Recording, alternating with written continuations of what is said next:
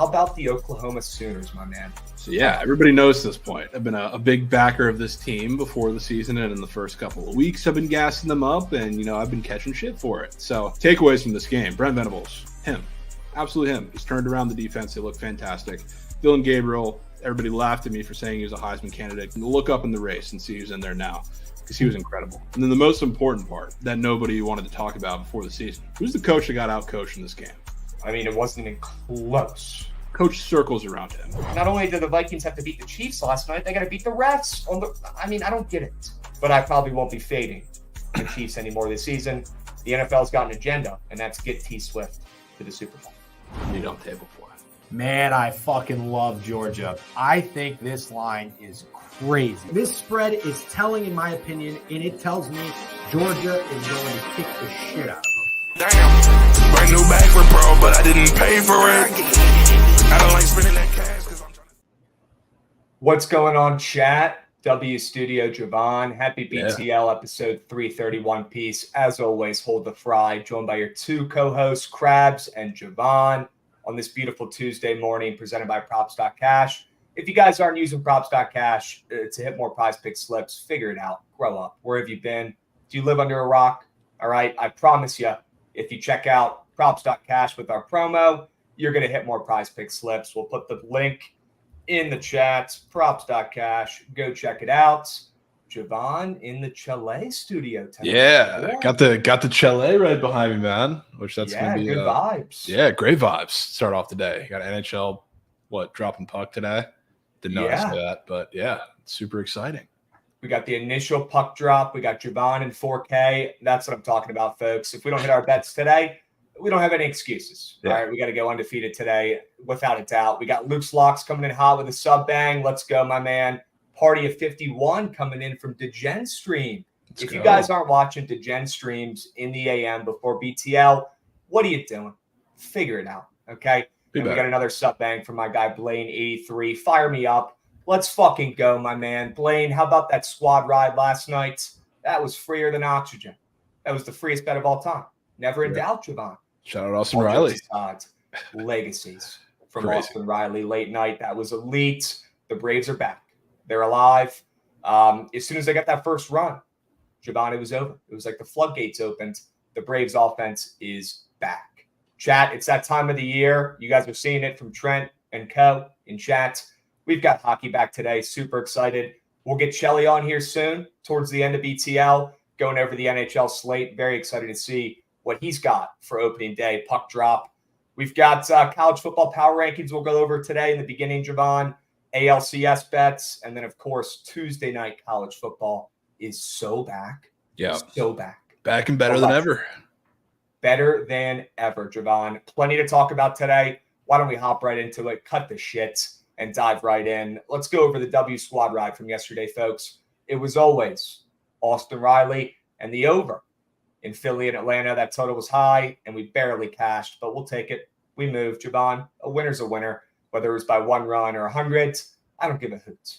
W pick, and you went 2 for 3 yesterday on best bets. Looks like I matched you. Yeah, I was so pissed of Daniel Carlson missing twice. Oy.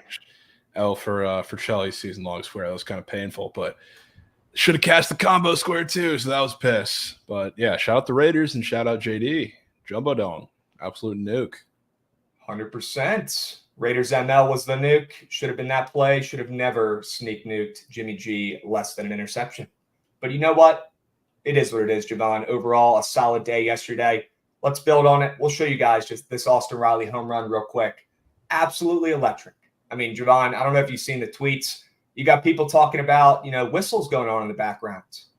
Maybe they were tipping some pitches here. I don't know if you've seen some of these threads, but there were some whistles in the background during all-speed pitches that led to 2 home runs for these folks. I'll be honest with you, though, Javon, just knowing baseball, looking at his swing, I don't even think he knew an all-speed was coming, if I'm being completely honest with you. And that was a tater anyway, so I think it's completely blown out of proportion. I'd be shocked if a team had the cojones to really try something like that again after what happened to Houston. Do you think this was legitimate? Do you think people are just finding something else to bitch about, Javon? What's going on here? Yeah, I mean, it's tough to do it now with PitchCom anyway, but yeah, you can kind of tell from his swing he was geared up for the heater and then kind of sat back and flung his hands at it, which is crazy to say. There's a lot of hitters that can do that now, but Austin Riley especially so good at it all season. So the Braves offense can just strike at any time. It was scary to see what they've done all season, right at the point where you think they're dead. They come back and they win the game. I don't know why we're putting Jeff Hoffman in there, game in the line either. It's the only slice of Reds that we got in this playoffs, and of course, it's him giving up the lead in a crucial game. Game on the line, backs against the wall. That's who you're putting in when you can go up 2-0 here against the best team in baseball. Apparently, I don't get it. He's been all right. It's just what are we doing? That's the guy. Yeah. Come on now. All right, folks. W squad rides, W Braves showing life. Anybody out there with a Braves series win ticket? You got life. I'll be honest with you. I think it's going to be the Phillies, though, still win the series, but the momentum has completely shifted. All right. Javon, we got to show the people maybe the worst prize pick slips of all time. It is what it is. W transparency here. I mean, JD Martinez did his job. Yeah, we had one super free one in each entry, and then the rest were just never really had a pulse. JD coming through with a nuke, sure, and then of course that less than prize picks specials category, Javon, which I mean you can't make it up, man. I literally talked myself into losing one of those squares last night on Night Sweats. Anybody in here on Night Sweats last night get to listen to that? Because I'm going to bitch about it here for a second. It was beat. can't make it up. I mean, you guys were there, probably half of you, talking about night sweats, wrapping up at the ends, feeling pretty good after the Raiders are locking in a win here. I'm literally on night sweats talking about how free these less than Prize Pick specials category squares are. Javon bragging about it, toot my horn, talking my shit before, the eggs have even hatched, you could say. I think I even said on records, they're free. And I'm on Romeo Dobbs and Corbin Carroll less than half a touchdown and stolen base, Javon. Those words came out of my mouth. And then what happens immediately next, Corbin Carroll gets another base hit, cashes for Mikey on the hits, runs, RBIs, which is a W. And then I'm sitting there like, wait a minute, this game's not over yet. What am I doing talking like this square already smacked? And what does he do? As soon as he gets on second base, he steals third. Just when I get some glimmer of hope, Javon, that maybe he won't steal base when they're up 2 runs, he steals a base. And it was probably a wild pitch, but he got a really good jump, and they gave him a stolen base anyways, Javon. So I literally jinxed myself into losing another Prize Pick square last night within 30 seconds of me saying how free the square was. My words have powers, Javon. I need to learn that. I need to harness them and use them for good instead of jinxing myself out of free PP squares. This is ridiculous. Incredible moves there on your part. We got to be better. Absolute jinx. We got to be so much better. Say Matt Wallner today. Matt Wallner. How about it? Give me the over. We need runs. All right, chat. We're going to dive into college football power rankings for today. We don't have time to mess around. We got to dive right in if you guys want winners for all the games today. Javon, we've got our top 10 power rankings here for college football. Not changing much. At number 1 and number 2 here, we got Georgia and Michigan. I mean, these teams haven't done anything to lose their spots. You got coaches, you got opponents for Michigan saying this is the best team they've seen ever, right? I don't know how much we should take that to heart, but this Michigan team, I mean, they're great, and so is Georgia. They finally covered and won big for the first time this season, put it all together, dominant performance offensively. Javon, was that what you needed to see out of the Bulldogs to feel confident about keeping them at number 1? Yeah, I mean, I'm going to feel confident about keeping them at number 1 until they lose, just because, I mean, they're not playing anybody. So, I mean, if they sleepwalk through a couple of these games, so be it. It's just like I think they're going to get exposed by better teams, not really anybody on their schedule. So we'll see come probably SEC championship game where they get a little bit tested. But, yeah, Kentucky, that game really doesn't impress me because I think they're a lot worse than everybody tried to make them out to be all season. Ray Davis is awesome. Devin Leary doesn't look fully comfortable or healthy or whatever. So they're a very overrated team. But they finally took care of business. So you got to give them credit for that. Is Brock Bowers going in the first half of the first round, or is he falling to the second half of the first round? Because at this point, I feel like he's a lock to go in the first round. I mean, he's got to be the best tight end off the boards, and he probably will be similar to your guy Laporta, making an impact right away in the NFL. I mean, he's an absolute stud. Yeah, hope so. And I will say Carson Beck probably wasn't using him as much as he should have the first handful of games in the season, which, I mean, they looked human in those games. So that was probably a reason why. Now he's going to him like he's the only guy on the field, like he's Stafford and Cooper Kupp, which he probably should because he is easily the best tight end prospect I think I've ever seen in my lifetime. Yeah. So he should be going as high or higher than Kyle Pitts went in that draft, which 100%. Probably was a little how that worked out, though. Yeah. Javon, we've got a pretty interesting chat here from my guy, Texas Made Mike. If we cash on y'all's picks today, I'll give 250 Krabs and Javon, so let's lock the fuck in. He's going to give 250 subs? Is that what my man's talking about here? That's a lot of subbies. That would be a lot of subs. What do we got to do, my man? We got to hit a squad ride today? What do you need from us? We'll get it done. We're about to get surgical and absolutely lock in. Let me know what you need from us, my man. Let's get absolutely rolling. On to number 2 here, Javon, Michigan. They haven't done anything to deserve getting moved out of that spot. I wouldn't say they've looked, insane. I'd say they've looked 9 out of 10 on a scale out of 10 with how dominant they could be. No complaints. They're still the second best team in college football. They have to be. They are. And honestly, I think relative to competition, I think they've been a little more impressive than Georgia to this point, I would say. Especially J.J. McCarthy. J.J. McCarthy is not somebody that I came into the season expecting to have like a really good year. I thought he'd be improved. I thought he'd be good in the system, but he's looked a lot better than I think people want to give him credit for. So if he continues this, obviously they have a much, much more challenging schedule than Georgia's going to have the rest of the season. But if they win those games against those bigger teams, we'll see how many of them they win or how it shakes out. If it's on his back, I think he's right up there in the conversation with everybody else, best players in the country. J.J. McCarthy, not being talked about enough. Michigan doing their jobs. And then some at number 2. Javon, we got a hype train level 2. W's. We got D-Mart 123 coming in hot with a sub-bang 12 months. Happy 1 year, my man. Congrats. Appreciate you sticking around. And, of course, we got Lenbong coming in hot, giving out a sub-bang to the community. W. Lenbong, you know we do it all for you, my man. Love to see it. C90 coming in hot with a sub-bang as well. Love to see it, gents. Let's keep moving and grooving here. Javon, the floor is yours. Oklahoma at 3.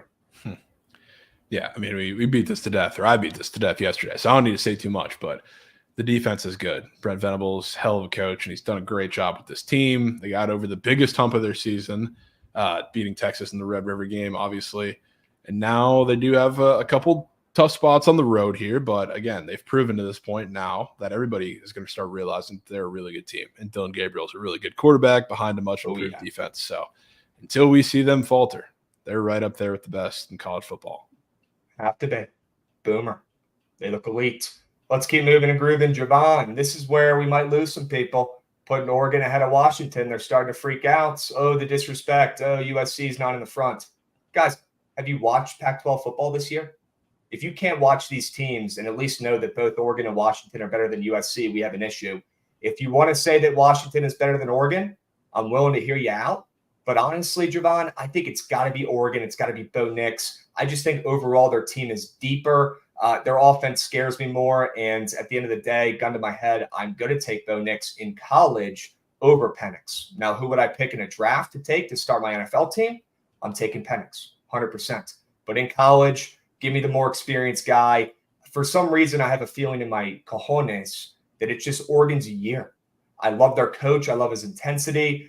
They've got so many weapons on the offensive side of the ball. My goodness, I'm not saying that Washington doesn't, but these two teams face off this weekend, Javon. It might not matter who we think is better right now because that's going to decide who ends up ranked ahead of the other one next week.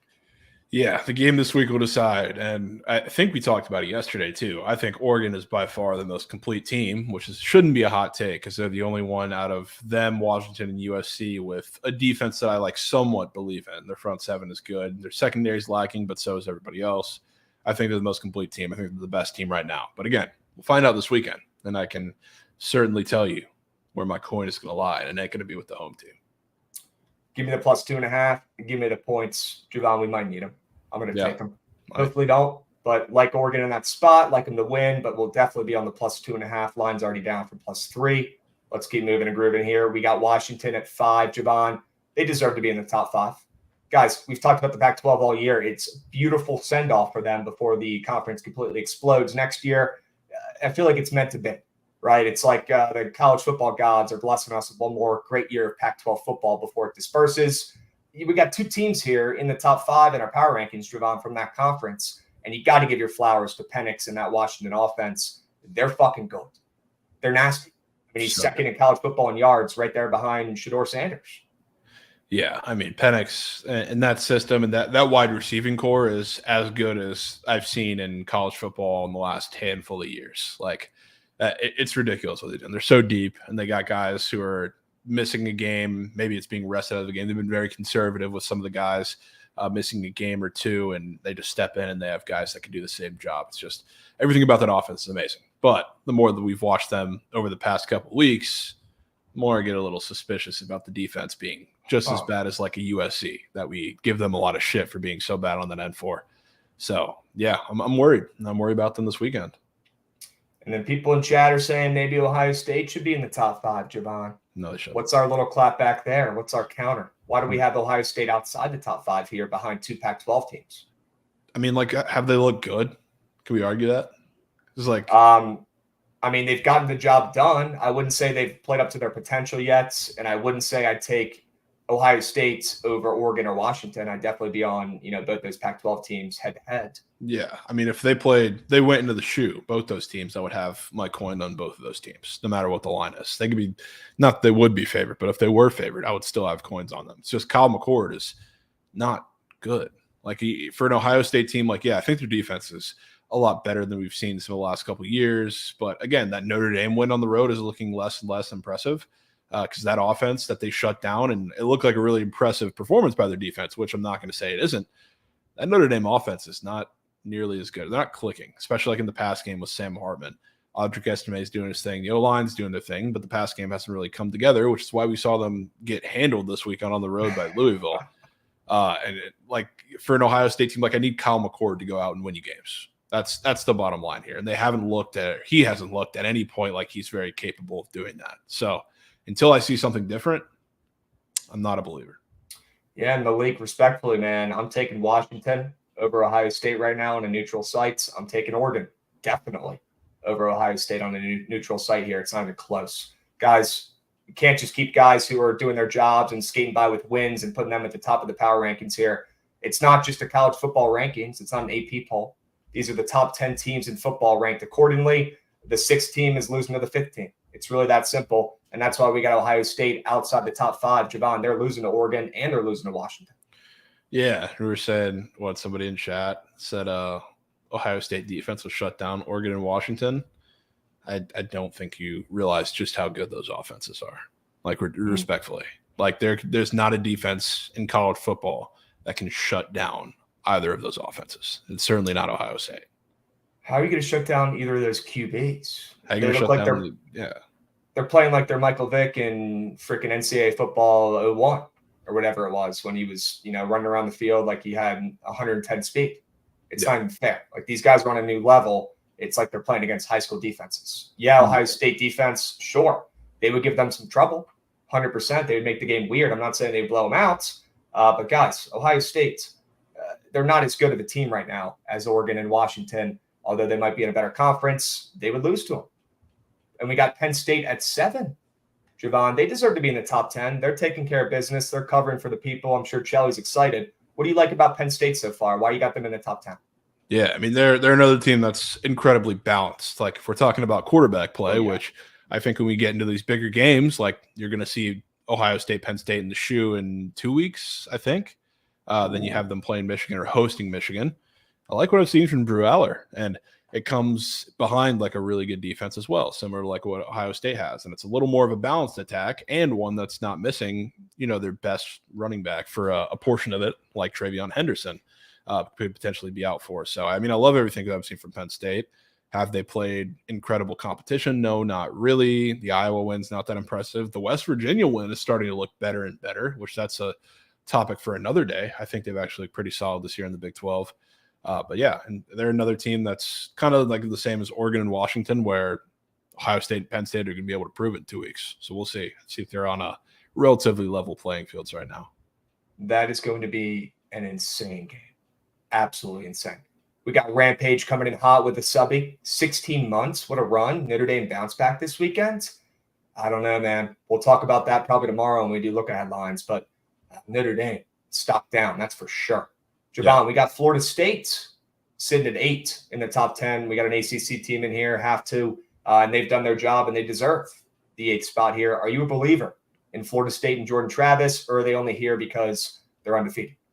Yeah, they're only here because they're undefeated. They're kind of like Georgia in the sense that, like, obviously they're not as good as Georgia, but they haven't lost. It's just they have a couple wins. Like after the LSU win, everybody was crowning them as national champs and right on par with Georgia. But now again, or that loss or that win has looked worse and worse because that was against an LSU defense that honestly looks like an average, if not worse, group of 5 defense right now. So the fact they did it against them is not that impressive. The Boston College game, not impressive. The Clemson game, should have lost. I give them credit for a big win on the road there.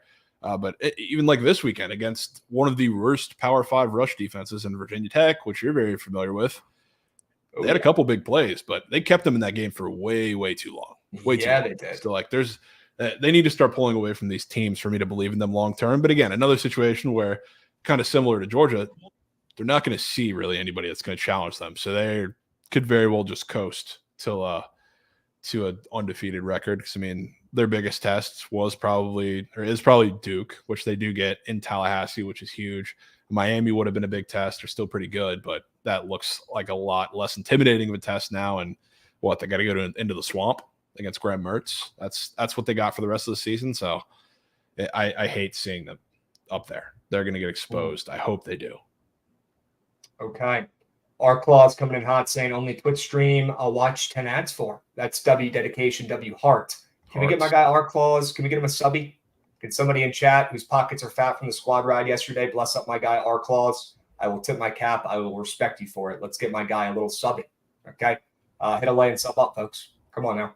How many games do you guys think Colorado wins? Jaden, too soon. We're not going to go into that. We got Dead Larry Bird talking about, we hate Colorado, but they're going to clap Stanford. Yeah, they will. Yes, they will. And we got Paddle Walk coming in hot, giving R-Claws a subby. That took 3 seconds, folks. W's. Goats. Let's freaking go. Javon, let's power through the rest of these. We got USC at 9.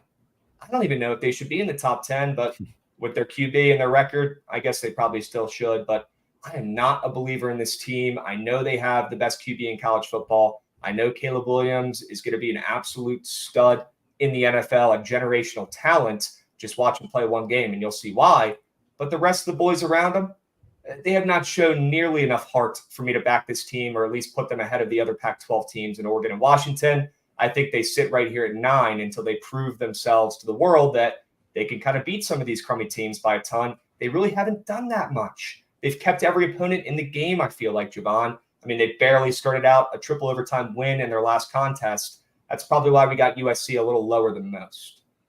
Yeah. I mean, credit to Arizona because they're a better team than a lot of people realize. I know you're high on that team. Doesn't go for pretty much everybody. So I think that performance, definitely taking them to double overtime is not warranted. But they're good. So I give them a little bit of respect for grinding that one out. Realistically, they probably should have lost that game.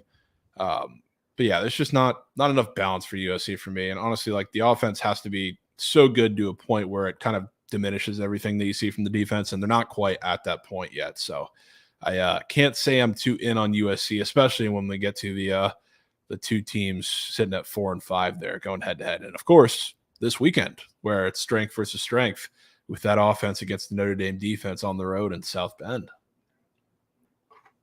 That's going to be an insane matchup. I already know where your coins lie.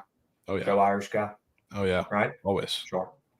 We got Texas sitting at number 10, Javon. I know they come off a tough loss, but that's the third best team in the country, Oklahoma. They probably still deserve to be number 10, right?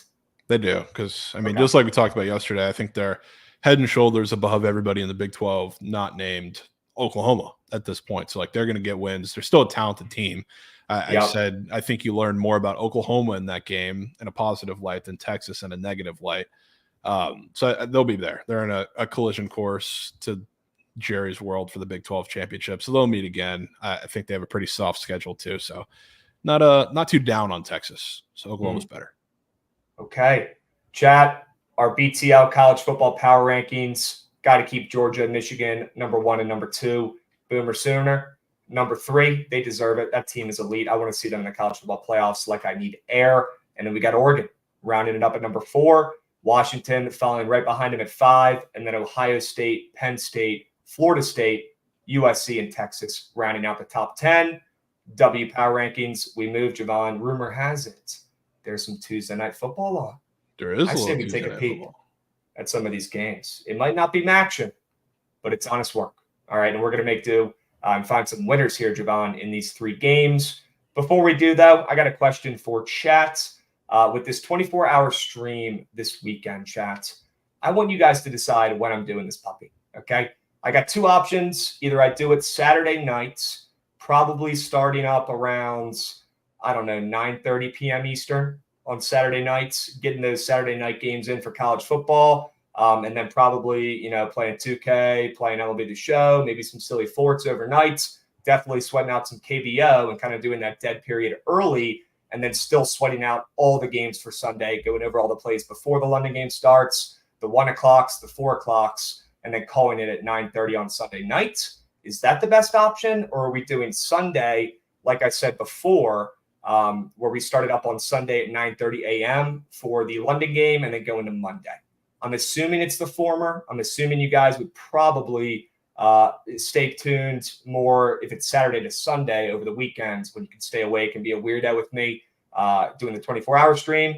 I'm assuming that's the case. We'll put a poll up here real quick, 3-minute poll. So get your votes in. Think about it. All right. We don't have time to sleep on this big decision here, folks, but let me know what you'd rather do. I'm assuming it's Saturday to Sunday.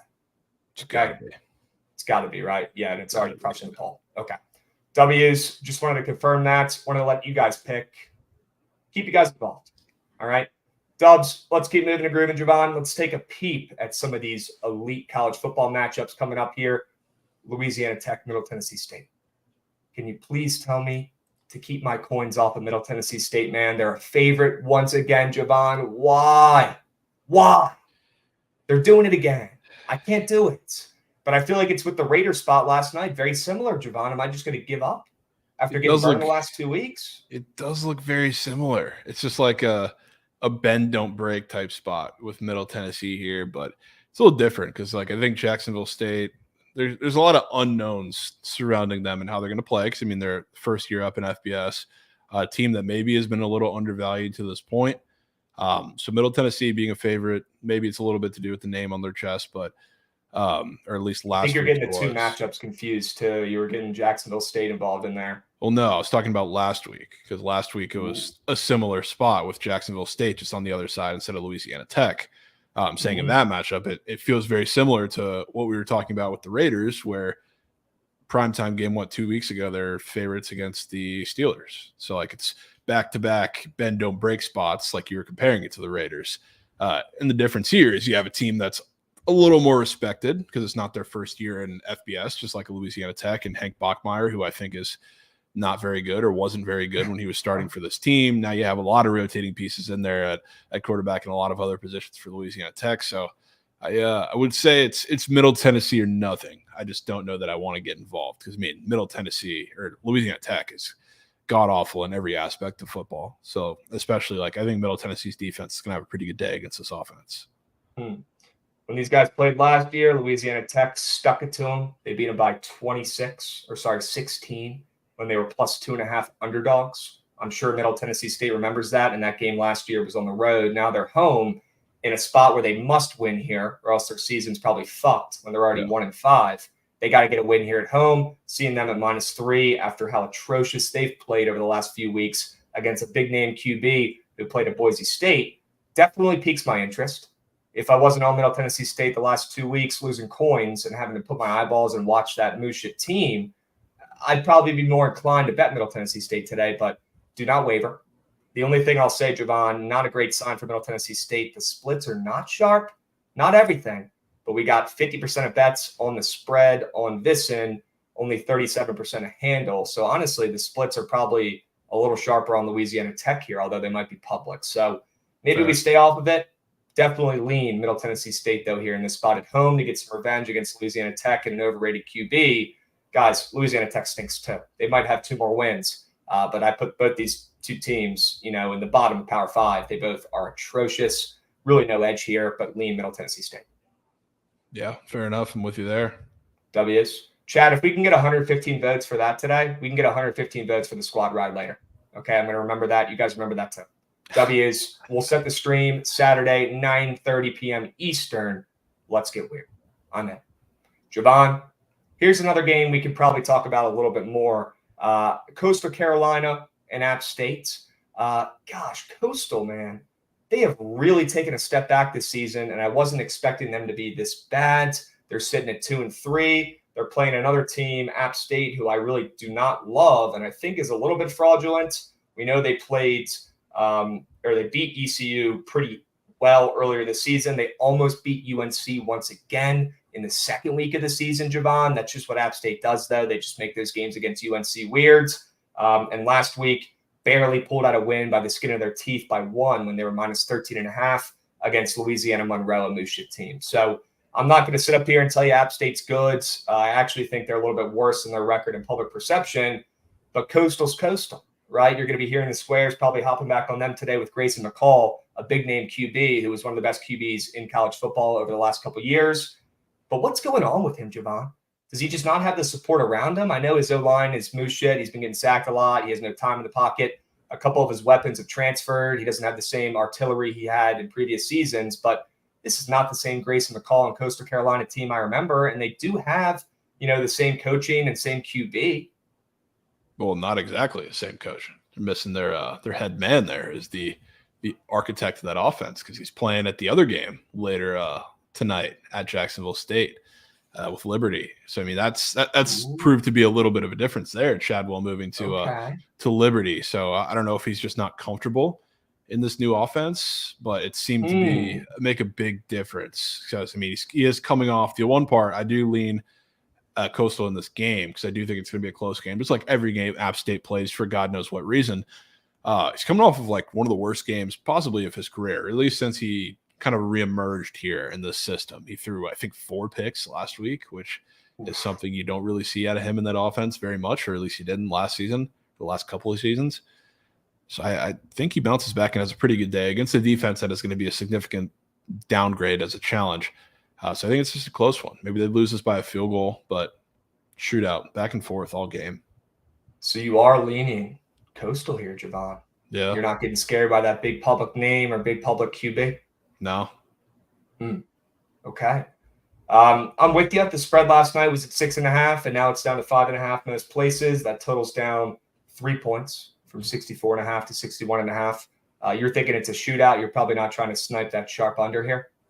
No, I'll just stick with Coastal. Yeah, and public's definitely on App State, like chat's saying. I'm seeing 81% of bets and almost 70% of handle on the spread for App State here at home. Maybe Coastal is the play. Maybe we do buy low. Probably the lowest buy spot for Coastal Carolina over the last 3 seasons. Yeah. Javon. But I will say, if they got a new OC and they haven't put it together all season, they might never. They might not do it. They might just not be the same team. Yeah, it's just I don't really think they're going to get it together, and he's just going to look like the greatest quarterback of all time again. But this is a App State defense. So what better of a get right spot? Trying like they're playing Oklahoma. Yeah, right? Like Georgia Southern last week. I was looking to see his exact stat line: 22 for 39 for 299, 4 picks last week. Dude, after he threw 2 against UCLA in week 1, which is excusable, and hadn't thrown one since. So 4 picks last week. You probably can't buy any lower on him in this offense. He's not up for a little interception square today, is he? I was hoping so, but no, he's not. That would have been probably the biggest prize pick square I would have thrown if that was up on his under. Okay. But all right. Yeah. I wish. Yeah. Hey, they got our guy Nicholas Vadiata up for 1.5 passing touchdowns after he cashed for us last week. Yeah, that one was too easy last week. I don't know if I can go back to it. If anything, we should probably fade that. Yeah, okay. I mean, it looks awfully green now. That's kind of scary. It does look very green. Maybe we fade. Yeah, what I do want to take, and I know my man B-Camp is in here, and he agrees with this, so I'll take this. It's Braden Bennett, 60.5 rushing yard square for Coastal Carolina, which I think is going to be a big play for them in this game. Big reason that Grayson McCall gets comfortable against this defense, because I think he's going to absolutely dominate. And if you have a good establish the run game, it makes Grayson McCall a lot more comfortable, and he can kind of control the game and be a little bit more of a game manager, not have to be a game breaker and throw 4 picks all across this defense, which, I mean, they're not a turnover-prone defense, so really wouldn't matter anyway. But I do think they control the line of scrimmage in this game, which they haven't been able to do really all season. I think it'll be with him.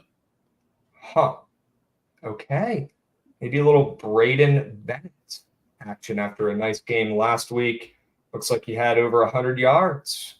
Still kind of buying low on him. I mean, check out that chart. Okay. Maybe Coastal pivots a little bit after their stud QB threw 4 picks last week, and they try to establish the run against this moose shit rush defense. Okay. I mean, guys, this total opened up at 64.5. I don't care what it's been doing. There's going to be points in this game. The over might not hit, but probably going to be 55 points in this game. And if Coastal's, spread's coming down and total's moving down, maybe Coastal will be running the ball a lot, and there won't be as much opportunity for clock stoppages or, stunted drives or, more points, right? If they're running the ball, obviously less points overall and that clock's ticking. So maybe it is Bennett more than rush yards. Okay. W's. Let's do it. Let's keep moving and grooving here, Javon. We've got one more game that I think we both can agree we probably like the most. We've got undefeated Liberty, a program that should not be slept on one bit. Okay. This Liberty team, they might not still have their coach, but they've got a new coach coming in, and they might not still have that stud QB. But you know what, Javon? This Liberty team, honestly, all their sports teams have grown over the last 5 years out of the freaking gutter from nowhere. Very impressive that Liberty, which is a very religious and not very sports-oriented school in the middle of nowhere in Virginia, is this freaking good at football and basketball now. Yeah. And guys, by the way, 27 days until college basketball. How stoked are you? I'm so ready. I've started to do some research. So Javon, we're about to be so freaking tapped in, dude. I am so stoked. We are so close. This is going to be the best college basketball season we've ever had. And before there's any conference change bullshit, we have to make sure we enjoy this college basketball season because it's going to be different next year. Plain and simple. Yep. Javon, it's got to be Liberty though, right in the spots. I know Jacksonville State has cost us so many coins this year. At least they've cost me coins. I've faded them twice, I believe, and lost on both of them. Jacksonville State's new D1 team this year, Javon. I guess not that much data behind them because they've come out of the gates kind of like Queens did in college basketball for us last year, Javon, when we had an edge on them. Jacksonville State has been a cash cow. They're 5-1 ATS. Javon, this team is cool. They're flashy. They're, I guess, college football's new shiny toy on weeknight games. Yeah. We got to fade. We got to take the more established team here, the more established program with Liberty, who's going to go in there and absolutely smoke this Jacksonville State defense and probably put up a 50-piece on them. I mean, they've been great. And let's not sleep on Liberty's defense either, Javon. They're holding these teams to less than 16 points. They've held 3 of the last 4 teams they played to less than 17 points. And also Liberty 4-1 ATS. They've done a great job covering too. It's got to be the Flames. I agree. I think they blitzed them in this game early and often. And one of the reasons Jacksonville State has been so good this season so far has been because of their defense, especially against the run. But the problem is they're facing bottom 20 rush offenses pretty much every week. So this Liberty team is obviously much better in the run, but it's also a Jamie Chadwell offense that is a little more complex of a scheme. So like that's what I really don't trust Jacksonville State being able to stop. Other than the fact this is by far the best rush offense they faced to this point, it's also the weird little option run. I don't even know like the technical name for it that he runs, but it's a scheme that I don't think they're very fit to stop. So I think they're going to run all over them in this game. And then Jacksonville State against that Liberty defense is going to have a little bit of tough sledding, especially like early in the game. I think early in the game, they're going to run all over them, set the tempo, and then just kind of cruise throughout the rest of the game. So I laid the points 6.5. I think they win this by 2 touchdowns. Okay. And W comment here from Tyler. Shout out Kenny Dye. Only the real ones remember. He was an absolute beast. What was he doing playing there? He could have played anywhere in the country. Absolute beast. And picks with D. Sure. Jacksonville State win total already hits. They've exceeded expectations and will start coming back down to earth very soon.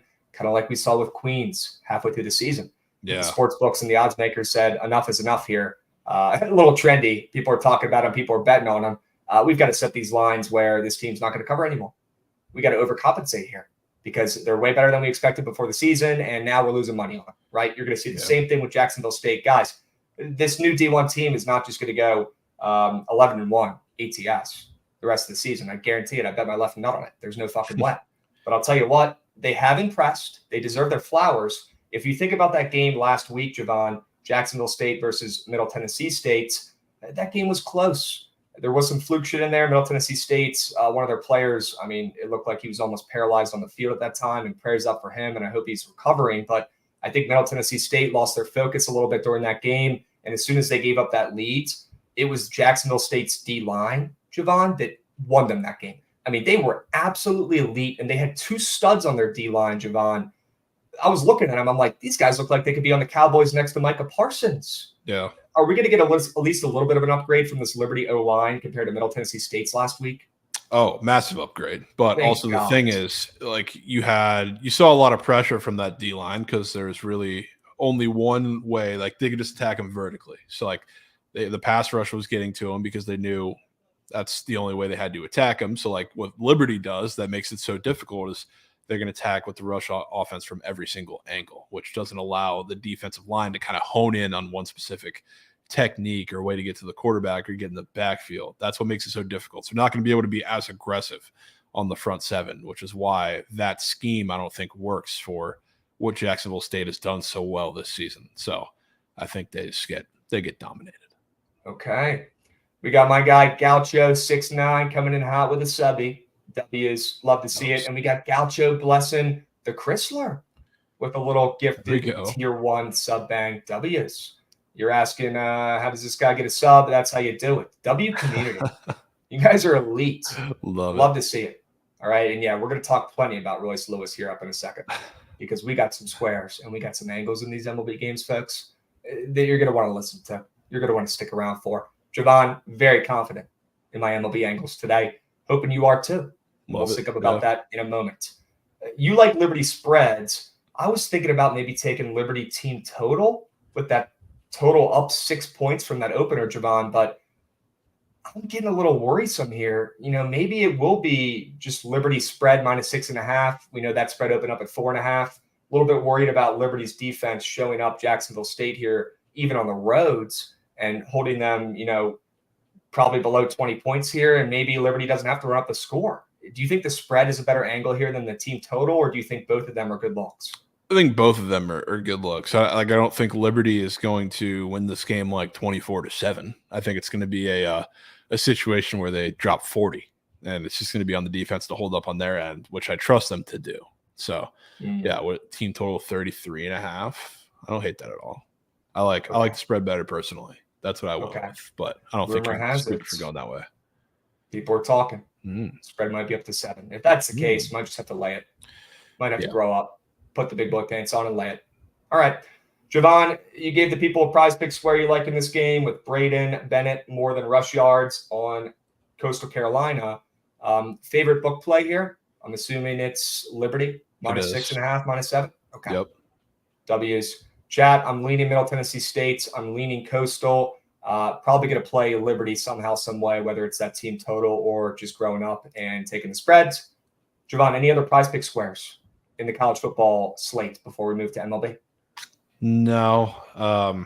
Liberty's tough because I would love to get involved with the run game there with Quentin Cooley, but it also Caden Salter is a big part of that from the quarterback position as well, which is tricky always getting involved in that when you think there's going to be a heavy rush attack, but the quarterback is a big part of it too. So I wouldn't mind taking a stab at either of those guys. It's just a weird situation to pick one.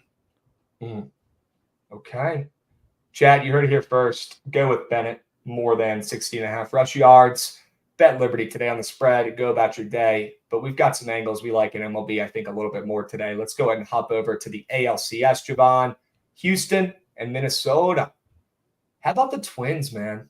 I've said this before. I've talked about this in the last week or two.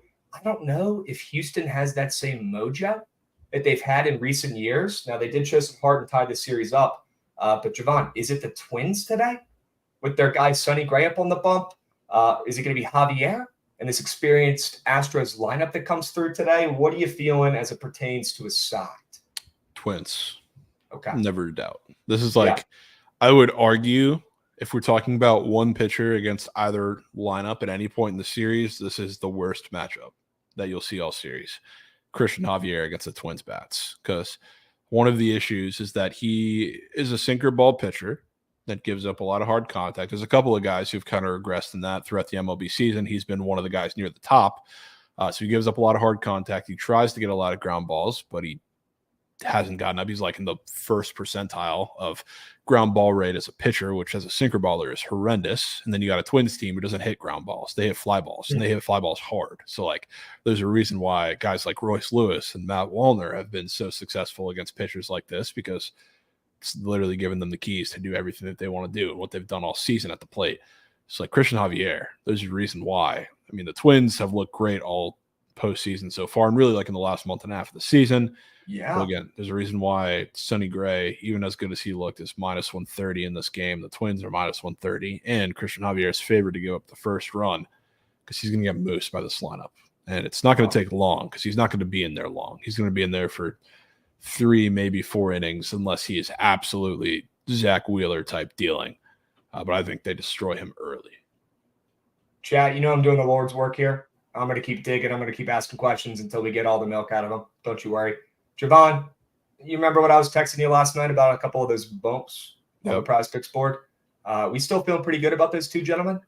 Feel good, but the one thing that really stands out to me, so he has an outline. Christian Javier does of 12.5. He's got walks of 2.5. He has a lower hit line, which is fine, but all that considered, and you're still getting a 2.5 earned run square on the board, which I can't say I think I've ever seen with somebody who's projected to go as short as he is today at 12 and a half outs. I don't think I've ever seen that once. I think the lowest I've seen is like somebody in cores with like a 13 and a half, 14 and a half line, and theirs is still 3.5 because it's cores. But yeah, coming off of a really good performance to close the regular season, he's only projected 4-ish innings, and he's got a 2.5 earned runs score. Give me a break.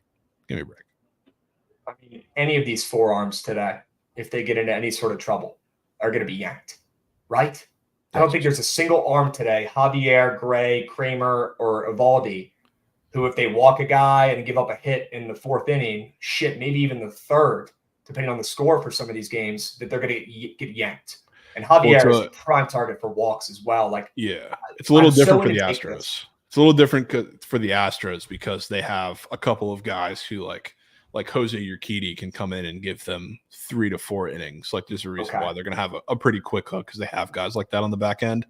Not that they've been fantastic, but that's why his outline is so low because they have that option to do it. But all of that considered, and you're still seeing a 2.5 earned run square coming off of a shutout to close the regular season there. So I think that tells you all you need to know. And yeah, the Twins, Christian Javier being favored to go up the first run is interesting. Then why don't we just stack up and take that instead of taking the Twins on the ML? We can. We might have to. I mean, yeah, it's a mandatory sprinkle. I'm taking the Twins too, though. It's being taken, whether it's given out as a public play or squad ride or not. That bet is being taken. All right? Should. On there. All right. Royce Lewis. Got to talk about him. He got bumped last night. He's also got that run square up, Javon, that's been looking at me funny, I believe. Sure? Wouldn't mind taking that, although now looking at it with all those green beans, I think it was actually Garcia who I liked his run square, and it was Royce Lewis fantasy score that got bumped up twice, Javon. Either way, though, is it going to be Royce Day? I mean, he got bumped up early yesterday twice on his fantasy score. Yeah, just very well could. Like I said, he is one of the guys that I think of who's going to match up perfectly against Javier. It's guys that hit sinkers, hit fastballs hard and in the air. And that's Royce Lewis. That's Matt Wellner. That's Eduardo Julien. Like those guys who are just so perfect. So, yeah, I think there's a reason he got bumped up multiple times because he has a perfect matchup. And if they're going to score, it's got to be on the back of literally Barry Bonds, who's done everything for that team recently. Is this the only guy who understands my Garcia joke? Does anybody else get it? Anybody watch Key and Peele in here? My guy, Naughty AF, knows. He gets it. If you haven't seen that skit, the Garcia skit from Key and Peele, why don't you go ahead and Google that because it might make your day. Absolutely hilarious. I cannot believe they got rid of that show. That show was fucking awesome.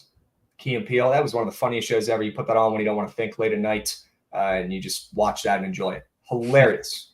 Awesome skit there. And all jokes aside, it might have to be Garcia run today, Javon. He got bumped up as well. Shocked that he even had a run square up in the playoffs. Were you? I know you live in the app. Yeah, it's kind of hard to read it of like what they would put on the board because it's the playoffs, so they do put everybody on the board for the most part. But yeah, I don't think I've seen that all that often. Okay, that's fair. And what skit is that from? You guys are asking. It's from the Slap Ass skit. If you search Key and Peele Slap Ass, it's probably going to make your day. Absolutely hilarious. Javon, what other squares are looking at you funny? Guys, we're going to have Chelly on here in probably about 10 minutes to go through NHL, but we got to power through MLB first. What else do you like, Javon? Is it King Julian? I don't mind King Julian. I hate taking leadoff run squares. I just don't like doing it because those usually do not go too well. But certain spots, it's not a stupid idea. So, I mean, I would still say Royce Lewis is – I'm right there with you and saying that's my favorite of this game. If I had to pick a second with what we got, it's King Julian. Yeah, I would probably take a hit run RBI. Do you like Royce fantasy score? Yes, I want to take Royce fantasy score. All right, so the two best squares in that game are probably Javier more than 2.5 earned runs and Royce Lewis more than 7.5 fantasy score. Yeah, the midnight. Okay, dubs.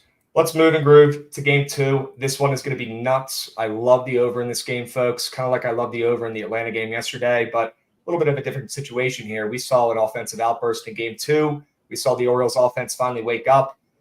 Guys, I'll be honest with you. I was born in Baltimore. There's a weird part of my heart that just wants this team to pull off a miracle and do the impossible and win 3 games in a row here. I know my guy Goots is feeling the same. He's got his freaking Orioles jersey on today. He's feeling let me show you one thing. This right here, everybody in the stream knows exactly what to do.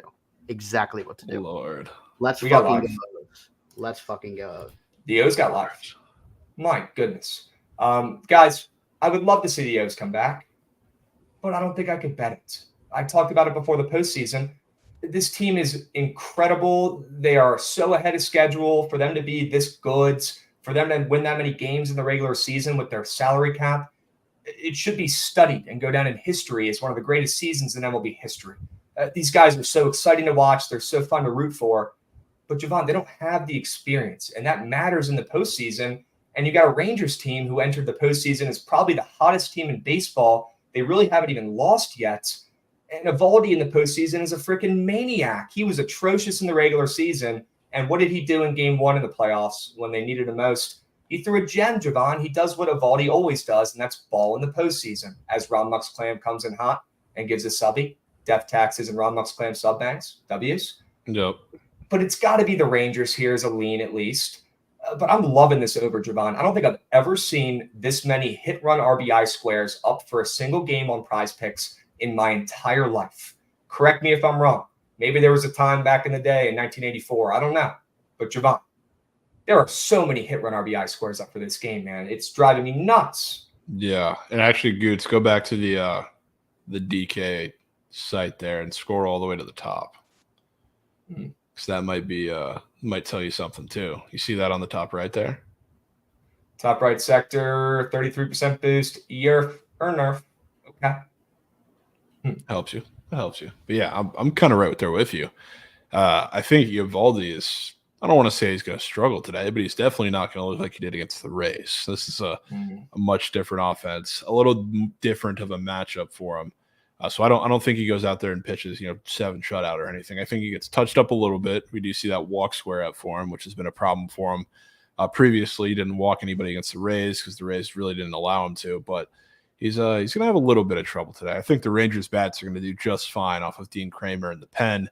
But I do think the Orioles are going to make it pretty competitive in this game. Weirdly, to end the season, they've been playing a little better on the road. So maybe something to pay attention to when they come into this game in Texas. Going to be a crazy atmosphere there. But, yeah, I'm right with you on the over. I think we see a shootout. Yep. And before we dive into Prize Pick Squares, I'll say one more point about this game. All right, the Orioles, so ahead of schedule, so young, so fun. The series starts off, they're home, right? They have a couple days off, which also hurts them, in my opinion. I think, honestly, these wildcard teams have an edge, not having days off. Yeah. And that's a combo for another time. We've heard plenty of people bitching about it already, and I'm with them, honestly. But, Javon, the Orioles, they get a couple days off. They're playing at home here. They're in the playoffs for the first time since Nam. Best Orioles team we've ever seen in our lifetime. Unbelievable. All the pressure in the world was on the Orioles in those first 2 games at home. Not saying it shouldn't be, not saying it wasn't for other teams in the same spot, but the Orioles had all the pressure. The Rangers come into this game, come into the postseason when people already counted them out, and then they go red hot, hottest team in baseball for the last 2 weeks. They're feeling great and super confident. This was the worst team the O's could have ran into. They never even had a chance against the red hot Rangers. I hate to say it, but you know what? Javon, the Orioles are now down 0-2. Now they've got no pressure, no expectations. They're away from Camden Yards. We know how much this Orioles team means to the city of Baltimore. Not the greatest place. I'll just leave it at that. I was born there. I can say it. It is what it is. That city thrives off their sports teams. Everyone and their mother was at the games. People were going to there was more people at the Orioles practice the day before their first game than there was, Javon, cover your ears, at the Rays postseason game. Yeah, it's insane. Uncalled for. I hate to say it. I know you're catching strays with the Rays. It is what it is. But now, Javon, my point is the Orioles are down 0-2. Nobody's expecting them to come back. They're on the roads. They don't have the pressure of the home crowds. Maybe this is when that offense shines and carries them to a win here. That's kind of why I lean the over in this game instead of back in Texas to end the series. I'm still scared about fading this Orioles team. They showed so much heart this year. Would it surprise anybody if they show enough heart to sneak out a win in the series against the Red Hot Rangers? Not me. That's why I'm going with the over. Yep. I'm right there with you. Right there with you. W's. W Baltimore talk in chat as well. Somebody mentioned Miss Shirley's Cafe. Place is elite. Somebody mentioned the aquarium. That aquarium is also elite. Went there on a field trip as a kid. Very fun. All right. Javon, prize pick squares for this game. I mentioned it earlier. There's a bazillion guys up for hits, runs, RBIs. How are we attacking that? Are we not attacking it? I feel like it screams over the prize picks board in this game. Yeah, it does. And to be real with you, I think this is – I really don't have many favorites. I think you can take your pick. I'm kind of right there with you with the Adolis. I mean, he's got 3 squares up. I didn't even see the fantasy score that was up, which is probably a little strange. But, yeah, Adolis, I think, is a pretty solid look. You're never really going to get in trouble backing Dean Kramer against any lefty. And I know he's been – I don't want to say bad, but not at Corey Seager level, except for, a game or 2 of the Ray series. But Corey Seager's up there as well. You got your boy Mitch Garver up there for hits, runs, and RBI, which is always a good sign for that Rangers offense too. So if you're taking Rangers, not a terrible look to kind of spray there, in my best opinion. But other than that, I mean, look at some of the guys for the Orioles. I think they're all pretty similar against Nathan Eovaldi. Gunnar Henderson run is up there, which is a good sign. Wouldn't mind taking that. But, yeah, everybody else, level playing field for me. I think you can spray Rangers. Is it Garcia run? Are we sticking to what I liked last night? Is that the play, or are you now more interested in that fantasy score? You can stick to the run. I think the run's it is a little weirder that it's up. So I'll give you that much. How about my guy Adam Frazier, who's up for a solo half TB here, Javon? Hasn't been the greatest last week or so for my guy Frazier, but I feel like when he's on the board, he respects coins. Do you agree? He does respect coin. Yeah, I wouldn't mind going Adam Frazier. I wouldn't mind that wouldn't at all. mind a one bet. I'd go as far to say I want to take him. How about that? Yep. There you go. Give me Frazier, more than half a TB. Okay. And chat, we'll get Shelly in here soon. W's, he's loading up, rebooting, getting ready for the NHL slate. We'll get him on here in one moment when we finish up MLB. W's for Shelly coming on BTL. So back with NHL season. I'm so fucking hyped to hear about these 3 games tonight. I'm lit up. I'm excited. Javon, what else? You mentioned the Rangers. You said take any Ranger you want. Is there one more square that you love, or are you literally just saying you're probably in a good spot if you're taking almost all these squares in this game? It's going to soar over. I would say, ideally, the way that we were kind of viewing the game, I don't think it's going to matter who you pick in this game. I think Adolis is probably my favorite. You've got me there for the Rangers, but a couple of those guys like Garver and Seager, I'm 100% down for too. Frazier angle is not bad. I'm in for that as well. Gunnar Henderson just might have already crossed the plate, so I wouldn't mind taking that either. So yeah, not many favorites in that game. I think you're in a good spot wherever you go. All right, Javon. Well, you know what? We were able to craft up 6 squares we liked on BTL so far today. Let me rip through them real quick, and then we're going to bring Chelly on here to talk some NHL and the initial puck drop to open up the season. I'm fucking hyped. Javon, we like that Braden Bennett, more than 60.5 rush yards for Coastal today. I'm with you on that. I can get behind that. And then we pivot to baseball here. Javier, more than 2.5 earned runs. It might not matter if he goes 2 or 3 innings. He's about to get rocked today. We got Royce Lewis, more than 7.5 fantasy score. That's gotten bumped a ton of times, and he's Royce Bonds. We'll leave it at that. Go. Adolis Garcia, more than a half run in this game. Love that was up. Love that his fantasy score and stuff was getting bumped as well. Frazier, more than half a TB. Weird that's up, and he respects coins. We're going with that square. And don't sleep on the Gunnar Henderson, more than half a run either.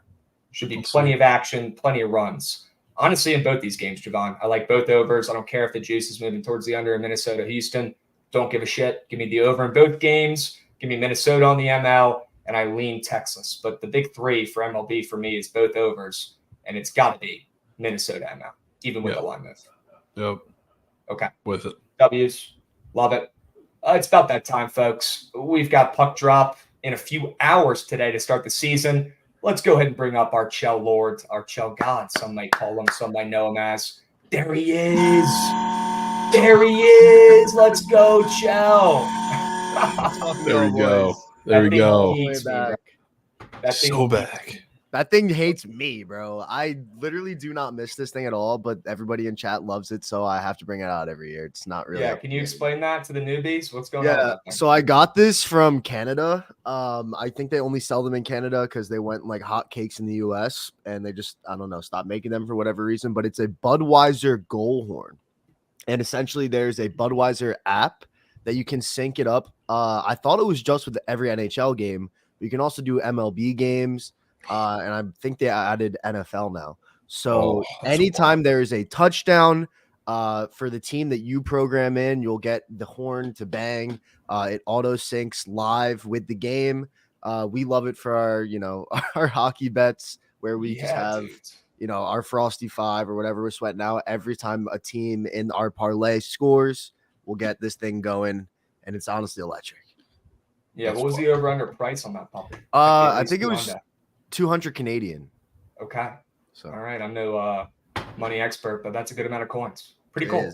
Decent amount. Right. Decent amount. Well, Shelly, cut the shit. That's enough fun for one day. We got to hop in and find some winners. No more fun, no more jokes. We've got 3 games today. I know you're absolutely juiced. Looks like Nashville and Tampa start up in, 4 hours. Yeah, it's coming. It's a happy hour game. It's a happy hour game. Yeah, it is. Earlier than I thought. I think it's because they want everybody to watch that 8 p.m. game. They've been really promoting the fuck out of the Bedard Crosby narrative, which is like, okay, fine by me. Tricks on it. Literally tricks on it. They had him sit down, do like a one-on-one interview or whatever. But yeah, no, I love me some early hockey. I am going to be on the under 6.5 in this game. I honestly, the Preds didn't add anybody to their offensive front. They were 4th worst in the NHL last year in offensive goals per game. And they didn't add anybody to boast this lineup. So I think the Preds are going to come out sluggish, and they also have one of the best tendies in the league in Saros back there. He was 4th best goalie last year, voted by the general public and by the committee. Saros is going to be an absolute beast back there. And then trouble with Javon's Lightning team. No Vasilevsky, the goal, the fucking one of the best goalies ever. Pretty much, I would argue. He's out for 8 to 10 weeks. I don't know. I think he is. He's got 2 cups. He's got 2 cups. Yes. So he's out for 8 to 10 weeks, recovering from surgery. So they're starting, I believe I'm going to pronounce this right, Jonas Johansson. He's starting in net. He's been pretty solid. The Bolts are actually pretty high on him. He's only had 2 NHL starts. It's going to be his 3rd one. So it's a big, cap tip to him for him to get the starting nod. Must mean they really trust him. And Stamkos is complaining that the Bolts are not making enough moves, making enough signings. So there's a little bit of not turmoil, but you have one of your vets saying there's some turmoil in camp. It's not the greatest camp. But he's like, we're not making enough moves. We're not, negotiating enough contracts right now. We need to figure it out. He's kind of acting like he's LeBron on the Lakers, Okay. Yep. That's annoying. 100%. The season hasn't even started yet, and they're already bitching. Yep. Okay. And this line originally opened up at plus 105, and I'm seeing it down all the way to minus 115. So, I mean, I don't know if you're big into line movement early, but I think for first 2 weeks, line movement does matter because you got a lot of new people betting on NHL who are like, okay, finally something new to bet on. So I'll say line movement matters for at least I think it matters all the time, but for the first 2 weeks, especially, I'm going to look into some of this line movement, and that's favorable for us because money's definitely coming in on this under, which I'm not mad about. But it's nothing crazy. About 60% of bets and handle on this under. A little surprised to see a public under in the first game of the season, but I was about to say I would not have any problems with backing an under in the first game of the NHL season. I mean, if you take the under in the first game of any sport in the opening game of the season, you're probably up in Mets coins. I mean, everyone's looking for goals, looking for action. Maybe it's that Chicago pick game that ends up going over, and maybe Nashville Tampa starts out a little slow in this game, and that might shock some people. Backup goalie here for Tampa, no goat in nets, and you're taking the under, and that juice is moving from plus 105 to the under to minus 110, minus 115. You're in a good spot. I like that play. All right. Any prize pick squares in this first game, Shelly? I'm on Braden Point, more than 2.5 shots on goal. However, he has been bumped up to 3. I've had a prize picks entry locked in for 2 weeks. He's up to 3 now.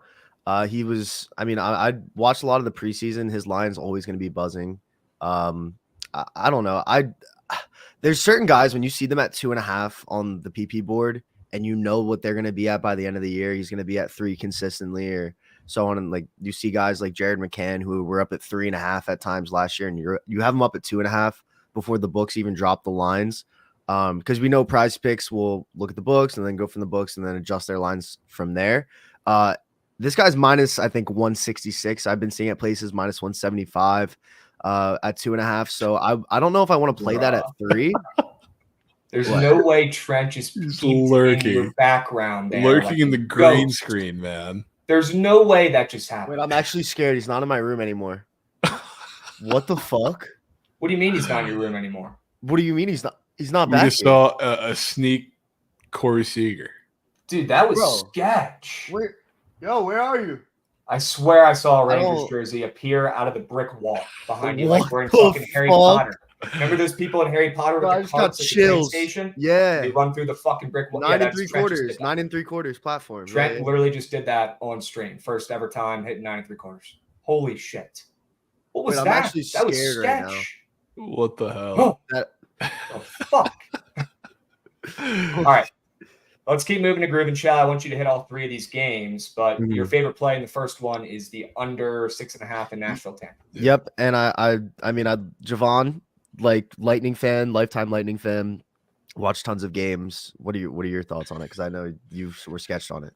Very sketched on it, so I'm not going to fade and take the over. Trust you on that one, but I just don't see them winning this game. The one thing, like Johansson's been really, really good in preseason, and they've been putting a lot of weight on him. I just can't trust that defense. That's the thing that's keeping me away from backing the Lightning in any form in this game, and even with the under. So I think they're going to expose him a little bit, but your angle's not incorrect. I don't think the Preds are going to come out rusty and slow. It's kind of the way they play. But I'll rely on you for that one. The one thing I will say is Cody Glass scoring a point.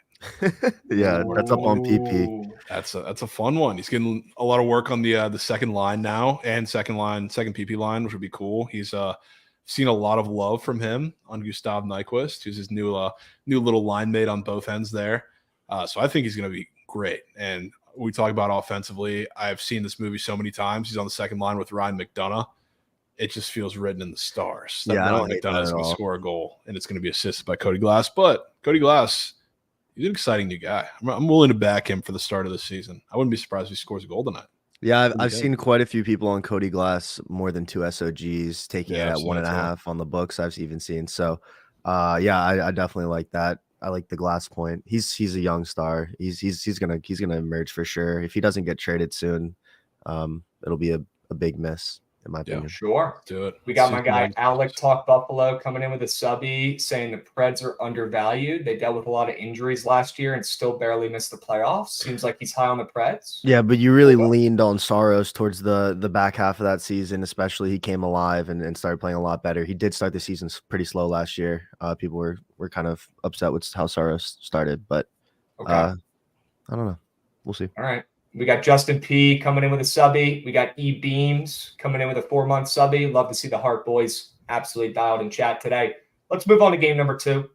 Jelly, you mentioned this one being the one everyone's promoting, and I've been seeing plenty of commercials with these two teams facing off, 2 studs, Bedard versus Crosby. Everyone's talking about it, right? What's good with this Bedard kid? I mean, Connor Bedard, I would say I've seen people even glazing as far as in preseason saying that he had one of the best preseasons out of any young star they've ever seen. That's absurd. That's one of the most, and I've seen that multiple times across my Twitter feed. Just that Connor Bedard impressed in the preseason. He's looking to keep that going in the regular season. I wouldn't be shocked if he doesn't have a point for quite some. I mean, the issue is that you're putting him on a team with minimal to no help around him. You brought in a couple older guys, but really Bedard, it's going to be the Bedard show, if anything. But he can't do it all on his own. Hockey's a team sport at the end of the day. We see that with McDavid pretty much every year. I mean, he even has Draisaitl, Hyman, and some guys that can help him. But it's the same thing. McDavid's the best player, probably. He's up there for all time, obviously. Yeah, and he can't even, really get his team those W's sometimes lack of defending, lack of bad goaltending. But one thing that always does occur in those Oilers games is the overs do be smacking. I will say that whenever I've seen the NHL, ESPN, whoever promote the absolute living shit out of a game, the over tends to smack because for whatever reason, whenever they promote the fuck out of a game, they want as many eyes on as possible. They want as many new eyes, and they want to make new hockey fans. So they want to make the game seem extremely, extremely entertaining, which means tons of goals. And honestly, with both these goalies, Jari starting for the Penguins, Mrazek starting for the Blackhawks, Jari starts every season slow. Every single season he starts slow. Even DeSmith looked kind of better than him last year for the Penguins. Thought he was going to take the starter net tending position from him, but didn't end up doing that. One of the most public bets tonight is going to be the Penguins -1.5, just because of how bad this Blackhawks lineup actually is. I'm not falling for that bait with how bad Jari is at the beginning of the season. I know how these games work. The 8 p.m. slot on ESPN, you got promotions out the wazoo all week. Give me goals. Give me bangs in prime time. They always tend to find their way in the back of the net. And Mrazek and Jari are Mrazek and Jari just aren't good. Like, I'm going to be straight up honest. I'm not high on Jari. A lot of people do believe in Tristan Jari. I don't. I think he kind of holds this Penguins team back at times. So give me this over. Don't mess around with the puck lines. Every single person is going to be on the Pittsburgh Penguins -1.5 today. I haven't seen one Blackhawks ticket. Not one. Not one. Oof. Do we have to bring back the old OG squad rod? Blackhawks, ML. Blackhawks +1.5, like we did on opening day last year. People forget. People got so pissed about that, man. That was hilarious. People forget. Okay, they got a little boost here. Bedard to score, Crosby to score, and the Penguins they have one that's that should hit. They have an SOG one too. I don't know if you see that one up there, Goots, but Bedard and Sidney Crosby should be down in like the actual boost section. People also forget that this is a Blackhawks team who beat the Penguins last year in a meaningless game to eliminate the Penguins from playoff contention. In the last game of the season, the Penguins, all they had to do was beat the Blackhawks, and they would have been in the postseason. But instead, the Blackhawks beat the Penguins. The Penguins miss out on the playoffs, and that sends the Pittsburgh – or not the Pittsburgh – oh, my God. I'm thinking about football right now. And that sends the Florida Panthers to the playoffs, who ultimately went to the Stanley Cup final. So, with that being said, I think that there's a lot of animosity between these two, and I think there's going to be a lot of goals because everybody knows that Bedard is coming to play, right? You've seen it everywhere. Crosby knows. An interesting prize pick square that you should look into. Connor Bedard is up for half a hit. Ooh. Super interesting square. Wow, that was extremely – Goots might be dialed. Goots and Shelley are absolutely dialed today. This is what we need. I don't think we will see him up for half a hit very often this year because he's not the type of guy who's going to hit someone. He's more of a – I think he's like 150 some pounds, like 100, maybe less. He's a smaller guy. I'd be extremely surprised if he doesn't get a hit tonight. I'd be extremely surprised if he doesn't get one little hit, prime time, knows all eyes are on him. The energy, it's going to be, the adrenaline's going to be there for the youngster for sure. I'd be surprised if he doesn't get a hit tonight. Okay. And I'm assuming you're not fading the SOGs for Bedard since you think this game's going over. Sorry, I was reading Chewy's chat saying he's 185 pounds. Yeah, maybe in pads and soaking wet. Sure. I have locked in more than 2.5 SOGs again 2 weeks ago, whenever I locked that in, as soon as they put it up. However, I'm scared. It seems like the most bet on prop of the entire slate, I would say, is Connor Bedard more than 2.5 SOGs. Seeing it juiced up to -175. It just worries me. There's a lot of pressure on him to come in and be that guy. And even in the preseason, I think he only went over this number like once or twice. He only played a couple games, but he only went over this number like once. He had 3 exactly. Be careful. He does like to dish the puck. He's looked a lot better passing the puck than shooting the puck, I will say. He had a couple nice moves. But he does really, really like to dish the puck and set other people up. And as a youngster in a big game against, the Penguins in your first ever game, I do expect him to dish the puck a little bit more than shoot. But to say that he's not going to get 3, and that number is juiced, man. Fuck. That is crazy. That is actually crazy. Wprops.cash showing us the juice. Sure. Love we it. go. All right, let's move on to game number 3 real quick. We got about 3 minutes. I don't Sure. want to forget about the Kraken because we know they steal coins, Chelly. Are they to play today at plus chick against the Vegas Knights, who were out at Monday Night Football last night, boozing, having a good time, doing who knows what? You don't think those boys were boozing last night? Like that's actually Come so on. funny. They had a whole suite. So they were drinking. They were having They a had good a time. suite. They had the cup in the building. You think they're still not They had enjoying the that? cup. If you want to define in a textbook Stanley Cup hangover, that is the definition. You are celebrating until the night before your opening game, and obviously, the banner is going to get hung tonight in Vegas. It's going to be a fun atmosphere. I mean, these guys were out celebrating. You're telling me Keegan Kolesar right there on the right, far right. That's Keegan Kolesar. He's up for 3.5 hits. I mean, you don't think this guy's laying out 4 hungover? Yeah, I mean, I bet. These boys were definitely drinking last night. These boys are definitely drinking last night. Vegas ain't scoring, man. They ain't scoring. Wow. 2-1 Kraken. Aiden Hill has looked absolutely abysmal in preseason. He's looked like his old Shark self when he was back up for Reimer. Like this, I mean, this number has been moving. I think I got the Kraken at minus 150, plus 1.5. I could definitely see this game being low scoring going into overtime. But just in case, I think this Kraken team have so much to prove. A lot of people counted them out last season, including myself, and they came in and proved me wrong, beating the Avalanche, beating the Stars. Wait, did they beat the Stars? I can't remember who they played after the Avalanche. I think they beat I can't remember. Last season was a blur. But the Kraken did really, really look good last year, and they proved me wrong. I think they come out and they keep this game close. I'm not going to go as far as that they win, but they definitely keep this game close. The depth on this team is similar to how the Knights, have unbelievable depth, right? So that's something that these two teams kind of go hand in hand on. You can have the second, third line, even fourth line battling for these guys, and that's going to lead to a more low-scoring game. The only question mark and the only reason this total's at 6.5 is because you got Grubauer and Aiden Hill, two guys that can be on their game one night and then all completely off their game the next night. So, and they're doing that ring ceremony before the game. I know, and right, yeah, it gotta fade it. That's not why I'm fading it, but it definitely has a little bit of this hangovers happened last year to the Avalanche, right? They came out so sluggish. Just expected teams to roll over and die for them, like the Winnipeg Jets and teams like that you wouldn't really expect, similar to the Kraken, really took it to them. Like, come on, man. These guys. You see the wine? Yeah. These guys were hammered last night. The Kraken are coming out fired up tonight. I trust the Kraken. You trust the Kraken. That's a crazy quote. Because they steal coins like no other. But tonight we might not have a choice. We have to trust the Kraken. We got to fade, at least take that plus 1.5, right, Chow? Yeah, look at them. They got their phones out. I mean, they're so not dialed. They're so not dialed. I'll be very surprised. Prize pick squares in that last game. Jared McCann.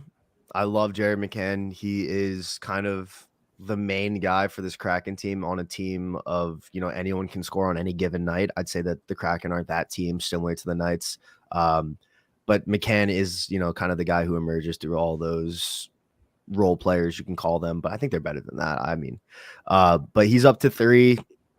This is usually the number he hovers around. I see him at 2.5. I usually snag him right away.